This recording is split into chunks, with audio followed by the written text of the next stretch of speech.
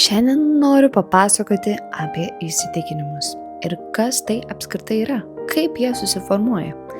Tai mums būnant labai mažiem lėliukam iki 7 metų mūsų pasąmonė būna absoliučiai atvira.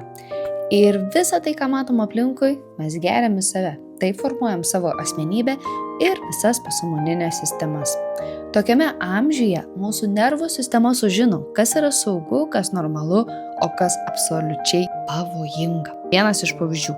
Jeigu augate šeimoje, kurioje pinigai tai yra nesaugumas, visi turtingi žmonės yra negeri žmonės, tai šitą programą nešatės ir ateityje. Ir kai svajojam ir manifestuojam apie pinigus, tai pirmas dalykas, kurį atpažįsta kūnas ir visa nervinė sistema, kad tai yra nesaugu ir man turėti daugiau pinigų yra net negalima. Tai jeigu vežate šitą programą, ji nesustos iki tol, kol patys sąmoningai jai nepasakysit ačiū, pasinaudojau, dabar įrašau kitą.